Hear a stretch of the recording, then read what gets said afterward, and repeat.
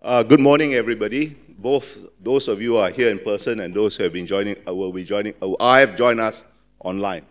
And a very special welcome to our speakers who have come sometimes from quite far away to help us with this conference. The theme of the conference is, as you see, although I have a quibble about the word return. Since when did great power competition ever go away? It is in a new phase, but I don't think there's been ever a period of history where there has been no great power competition. Sometimes more intense, sometimes less intense. And obviously we are in a more intense phase. But anyway, none of you have come here to listen to me. You have come here to listen to Minister Shanmugam, whom I think needs no introduction, at least to those of us who live in Singapore. But he is not only the Minister of Home Affairs and Law. He was a very distinguished, the most distinguished litigator in our legal community, and was the Minister for Foreign Affairs for several years in Singapore. So, with your permission, Minister, can I go straight into our conversation? While I quibble over the word return, I think there has been a qualitative change in the nature of great power competition, and the Middle East has responded to it in three ways, actually, I think. Many of these changes predate the war in Ukraine, but the war in Ukraine has certainly perhaps accentuated these trends, these three trends. The first trend is a move away from almost sole dependence on the US to a more omnidirectional approach with great power relations, Not just, they maintain their relations with the US, but they have, while they understand the implications of the war in Ukraine, and all the Gulf states at least voted in favor of the UN's GA resolution condemning the invasion of Ukraine, they have maintained their relations with Russia in a very nuanced way. And of course, they have developed new relations, relatively new relations with China. That's the first trend, a more omnidirectional approach. The second trend is more internal, but one which has strategic implications, and that is to move their economies away from over-dependence on fossil fuel to a more diversified economy. And that, too, is not just an economic move, because you can't change your economy without changing the social cultural context of the economy. And the third change is a reordering of priorities in the region. The Palestinian issue is still very important in the region and beyond the region, but it is no longer central to the concerns of these, the Gulf states in particular. Now, Minister, of these three trends I mentioned, I think arguably the second is probably the most important, the internal changes that are underway. Obviously, as the birthplace of Islam, what happens in the Gulf, and in particular in Saudi Arabia, has a tremendous influence on Muslims everywhere, including in Southeast Asia and Singapore. But I don't know whether Southeast Asian Muslims are sufficiently aware of the changes that have been undertaken, particularly in Saudi Arabia. For example, although Muslim women in Southeast Asia have always enjoyed a more open environment, in the sense that they have always been able to work, whereas that's a new thing in Saudi Arabia, and they have operated in a less patriarchal environment, because they never had to be accompanied by a male relative before they go out. I wonder whether they are sufficiently aware of what's happening in Saudi Arabia, because, for example, Saudi women are no longer required to wear the hijab, whereas the tudung still seems quite central to female Muslim identity in Southeast Asia. And I think the Abraham Accords, which is a truly, I think it's not an exaggeration to say a revolutionary thing in the region, does not seem to have much impact in Southeast Asia. So, Minister, do you think we can sort of cross-fertilize each other in this respect? And do you think people in Southeast Asia, Muslims and non-Muslims alike, right, are sufficiently aware of these great changes that is happening in the Gulf? Thanks, Billah. I mean, whether it can happen, I think possibilities that it can happen. Whether it's likely is a separate question. But I think there are, if I take the points you've made in sequence, first, the relationship between the Gulf and the United States. Second, and how that impacts whether the relationship with other large powers, China and Russia, and their position on international affairs. Second, I think you talked about economic and cultural change. Third, I think you talked about the changes within the Gulf itself, the different countries coming together. And fourth, finally, how would that impact on us, or what sort of interchange and knowledge there is between us. So let me take the second of those points first, in terms of change within the Middle East. If you talk about it, if you visit, in some ways they appear revolutionary, and they are. End of last year, I was in Saudi Arabia,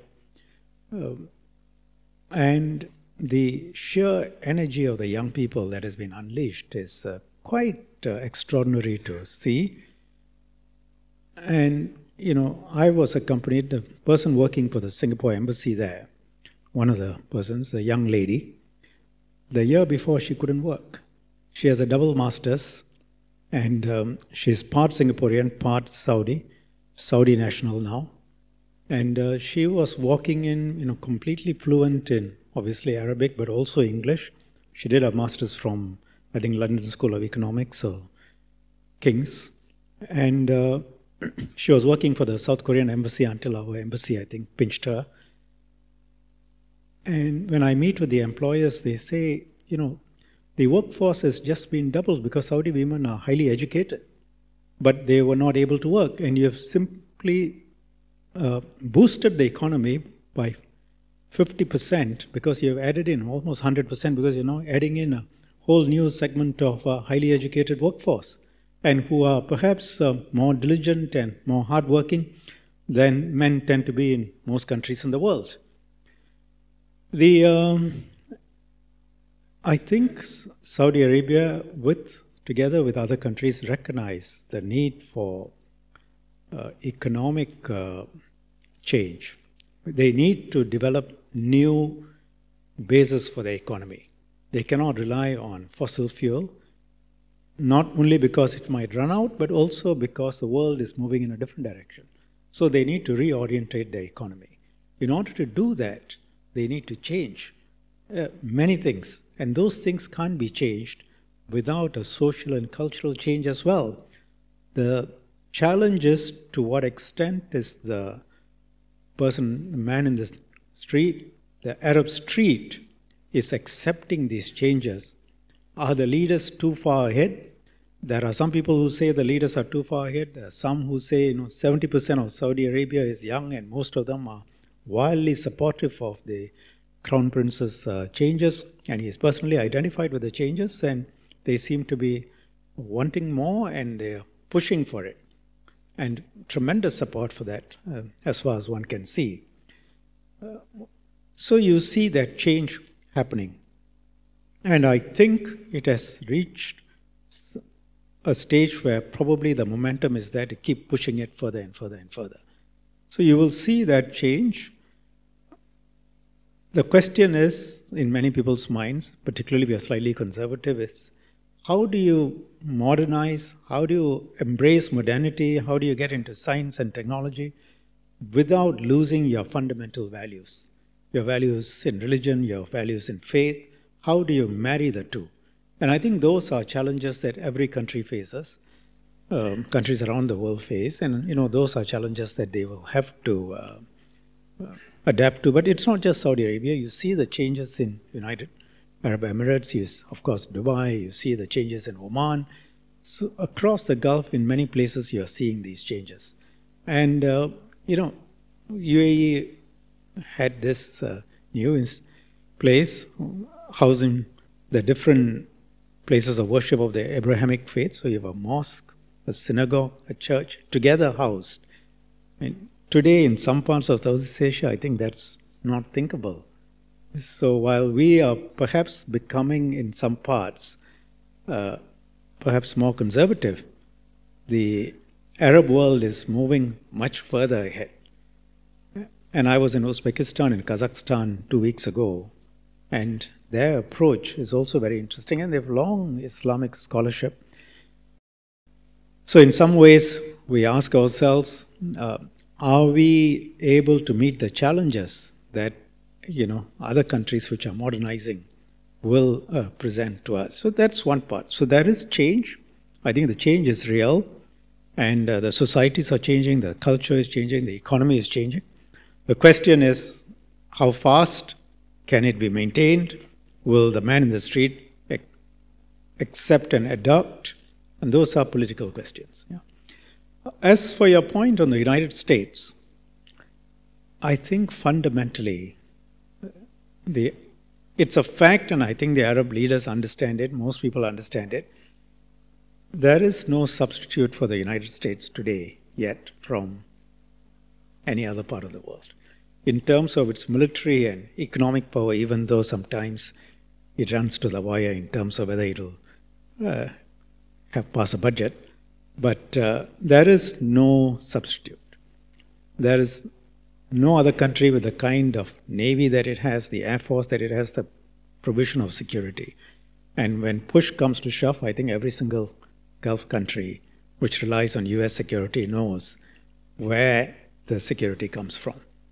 I think the real question is not that they think that there are alternatives, but they are no longer so sure that the US is as reliable as it used to be in the past because of its own domestic situation. The US domestic situation has changed, and you may get a new president who may look at the map and either not know where the Middle East is, or even if he or she knows where the Middle East is, may ask fairly fundamental questions like, why are we sending our Fifth Fleet there? Why are we having so many soldiers there? What has it got to do with my security? And presidents today, in general, not everyone, but some seem to need a greater amount of education on international affairs than presidents in the past.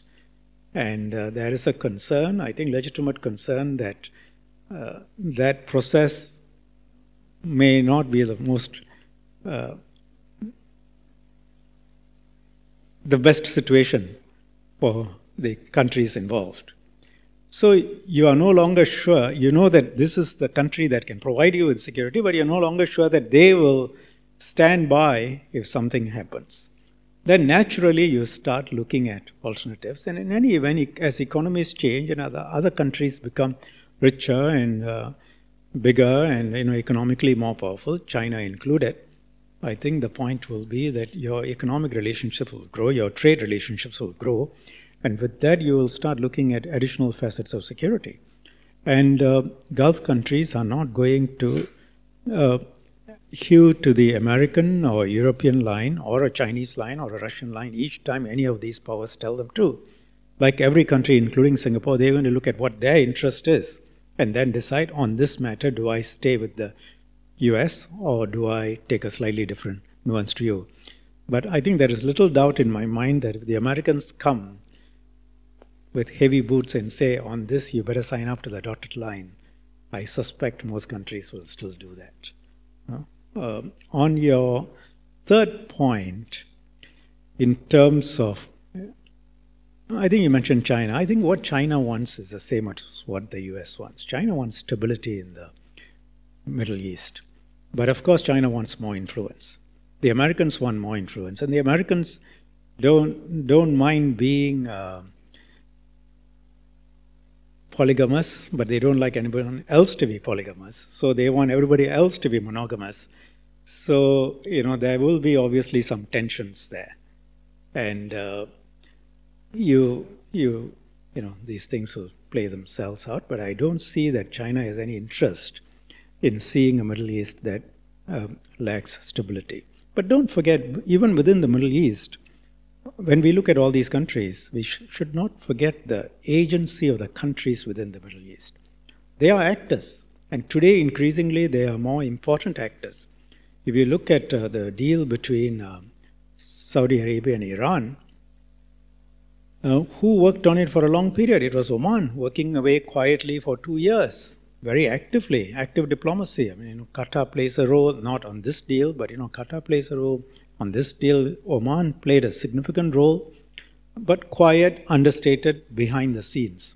And then the deal gets signed in Beijing. Beijing obviously played an important role, but don't forget the agency of the countries. There is much they can do. You talked about the Abrahamic Accords. I think they are to be welcomed. But again, the question is the Arab Street fully signed up to the Abrahamic Accords? They need to bring the Arab Street in. And that is something that Israel has to bear in mind. Finally, the impact on us. I think the answer is events there, the interpretations of religion, interpretations of how you interact with the different faiths should have an impact on us, but I also see difficulties because in some parts of this region, religion, and it's not just Islam, Buddhism, as well as Christianity and Hinduism, when I talk about the region in a broader sense, have been subject to politicization. Religion has become a part of the tool that is employed in politics. And therefore, certain ways of practicing the faith, certain historical interpretations of the faith, and certain ways of identifying yourself as part of the faith and being exclusive and being different from others is being pushed by politicians. And therefore, the logical answer to your question is it should have an influence, but the reality is that doesn't suit a variety of political actors. And therefore, I think the jury is out. I don't know that it will have as much of an impact as it should, because in various parts, there is a strong interest in keeping Islam and Buddhism in a different track. Yeah, that's my view. But if you look at Indonesia, President Jokowi's brand of Islam is, and which hews to the traditional Indonesian view of Islam, is very open and tolerant. It's difficult to say the same of some others. Thank you, Minister. I want to come back to this point. I think you're right that the religion and all religions have been politicized in different ways. But in a way, it's kind of counterintuitive because the origin of Islam is obviously from the Middle East and Saudi Arabia. Is there anything that can be done to raise awareness of the great changes, social, cultural changes that are happening there in our region? Because if there is greater awareness and if Muslims take their lead from that, it will not be such a politically useful tool for the politicians. I mean, I'm not suggesting Singapore do it, but is there anything that can be done in general? I can give you a short answer or a long answer, but let me try a middle ground. I think institutes like the Middle East Institute can have a tremendous role to play in, I'm not saying if Saudi Arabia does it, it's automatically correct, or UAE does it, or Oman does it, it's automatically correct. But I think there's a lot to be said for understanding what other countries do and what we do, and then get people to think about it, and then see which is a better approach given our cultural, historical, geographical context. And when I say our, I mean the region. But then you look at the people who attend this, none of these people need convincing on the separation of religion with politics.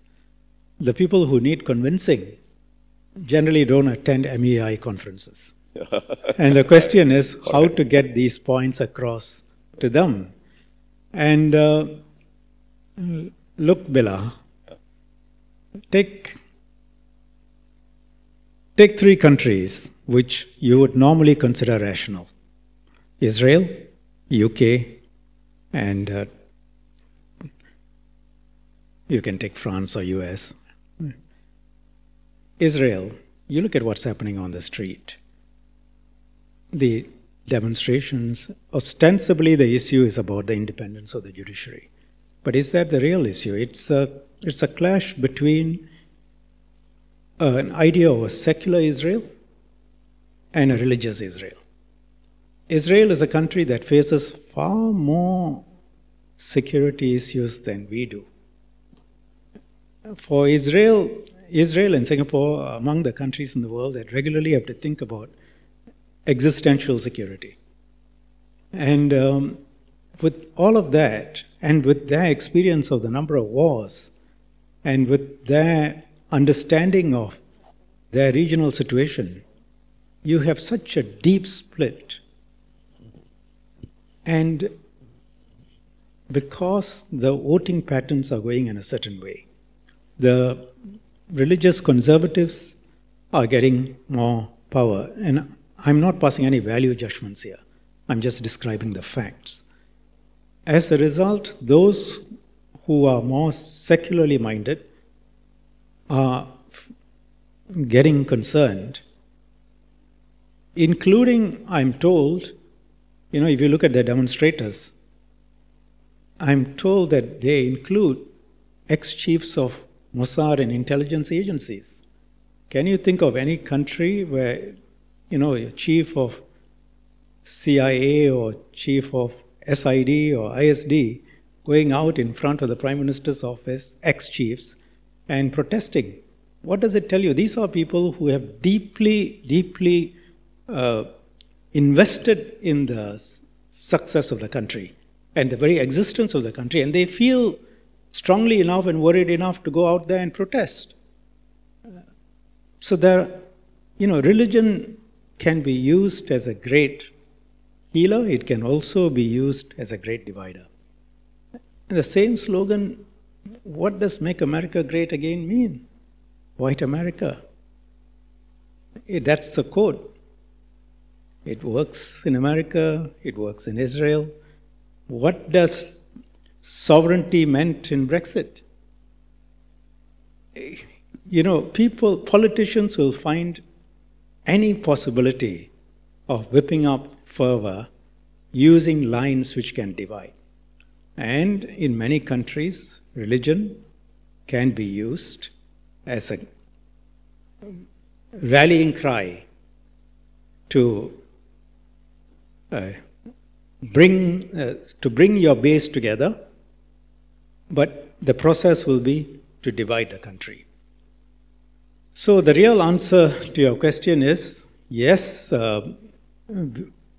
we will absorb lessons from other parts in the world when our politicians become sensible. Well, since I'm talking to a politician, politicians can be sensible, but the process of politics sometimes has different imperatives. Yeah, not sometimes. And Singapore has been the exception. How long is a separate question. No, I won't go down that road. Okay. No, Minister, I want to come back to geopolitics. You talked a bit about the US. I want to, what is happening is sometimes described as a retreat by the US from the Middle East. I'm not sure that it's entirely an accurate way of describing what's happening. And when I look at what is happening in the last 3-4 years, I'm quite reminded about what happened in Southeast Asia, a bit counterintuitively, 50 over years ago. 50 over years ago, the US made a dreadful mistake in Vietnam, mistaking a nationalist civil war for a kind of global communist conspiracy. and it got bogged down in a war. Then it decided to cut its losses. And it moved from a posture of direct intervention to one of being the offshore balancer. And actually, while people constantly raise questions about the reliability of the US, it has been remarkably consistent in that role of offshore balancer in East Asia generally for half a century or more. Right? I've often been asked in my career in the MFA, is the US reliable? By Americans too, by the way. And my answer has always been, of course you are not reliable, but you are indispensable. So question of reliability becomes moot. But I think something similar seems to be happening in the Middle East. After 9/11, the US intervened directly in Iraq, in Afghanistan, and ensured the longest wars in American history, longer than Vietnam, longer than the Second World War, and so on, until President Joe Biden decided to cut the Gordon knot. There was no elegant way to do this. And this was sometimes described in the media, and in fact, not just by media, some policymakers, not in Singapore, but in other places, as a retreat. But as you said, the Fifth Fleet is still there. The Air Force is still in the UAE and Qatar. And from time to time, the US has demonstrated that it doesn't have to be there. It can reach out and neutralize, to use a polite term, individuals or threats that it considers worth their while. However, this is a new role. This is a new US for the Middle East. I think you're right. They still know that indispensable to use indispensable, right? But the dynamics of dealing with the offshore balancer are somewhat different from dealing with a power that is prepared to intervene directly on your side. I think they are learning. It's quite clear the UAE and Saudi Arabia and the other Gulf states, they have begun to adapt. But we in Southeast Asia have been doing this, been adapting to this, have adapted to this for about half a century. Do you think there is anything we can cross-fertilize in this respect? Because we also have a deep interest in stability in the Gulf. Yeah. I would put it this way. I mean, I spoke earlier about the agency that the countries in the Middle East have. And, I think they increasingly recognize that they have that agency. And if you look at Southeast Asia and East Asia, there are different sort of multilateral arrangements that have helped. I won't say they were fundamental. I think the fundamental point was still that the US and its Seventh Fleet provided a sheet anchor of stability in the region, albeit as an offshore balancer, but with a clear presence in South Korea, Japan, and other parts of Asia, and then in Southeast Asia as an offshore balancer, but with treaty allies, at least one. We have ASEAN. Whatever people may say about ASEAN, and a lot of people do, I think it has helped give a platform for the countries in this region to manage themselves, talk about issues, and give a platform for the bigger powers to come and deal with us. And the Gulf countries have the GCC. I think, the GCC has the potential to play that role. It's not for us to go and give advice to other regions, different culture, different histories, but that those sort of multilateral arrangements. Having said that, we developed in the last 50 years, I would say, after the Vietnamese War, relatively away from the international spotlight, because the international spotlight was in the Middle East. And this place grew sort of away from the glare, but grew economically very strongly in all the countries of Southeast Asia, together with South Korea and Japan, prospered to become among the better developed countries amongst those which were in the third world. The Middle East has countries which are rich, but the economies haven't yet developed in a sufficiently strong way beyond reliance on fossil fuel, and I spoke about it a bit earlier. So they need to do that. They need to get the economics right, the economies right, and I think the challenges are greater. You've got challenges in Egypt, large population, relatively poorer. Even Israel has challenges. And you have challenges which are deep set, starting from Syria, Iraq, Iran and Saudi Arabia. They've signed a deal, but what does it really mean? There is a continuing question of the leadership of the Islamic world. There is a continuing question of the Iranian revolution taking its inspiration from being anti-monarchist. How does that go with the rest of the Gulf states? So there are some deep-seated issues which haven't been dealt with, and I don't see easy solutions. Iranian support for non-state actors which are intent on overthrowing existing governments. How do you square that off? And, you talk about the US. I think the last, 20-odd years haven't been when you look back, haven't been the best illustration of what US power can be.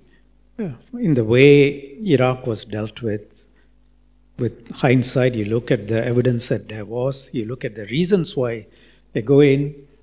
Lee Kuan Yew used to say the difference between the Brits and the Americans was this.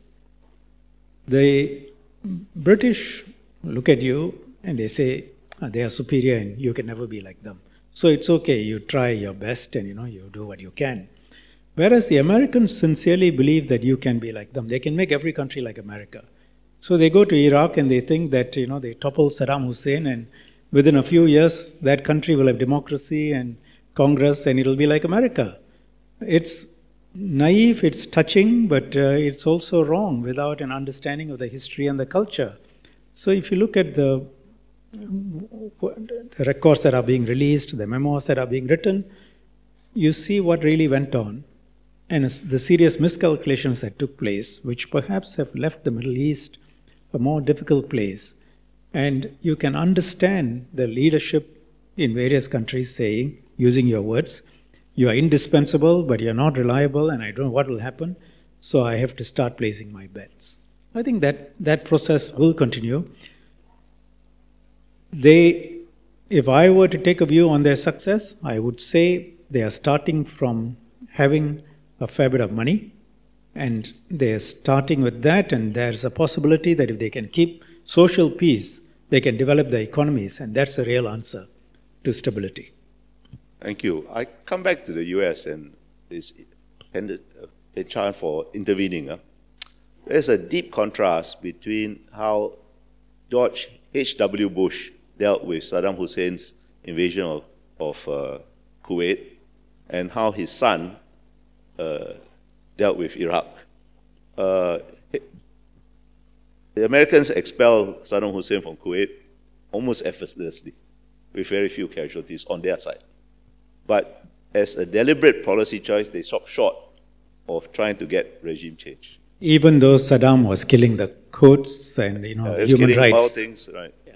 He stopped short, and I think that was a very wise move, because by removing Saddam Hussein, I mean, he's not a nice guy, right? That we can all agree on that. And he was terrible to his own people, but he was a certain bulwark of stability of certain kind.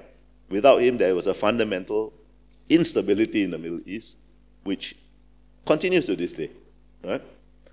Do you think that this fundamental instability that was caused by destroying, admittedly, a very bad regime, but a bulwark of stability, can be restored in any way?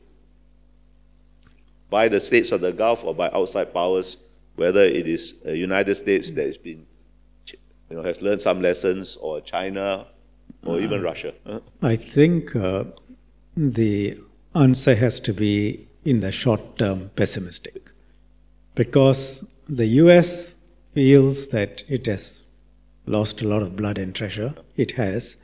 And I don't think any US president right now wants to wade back in any significant way.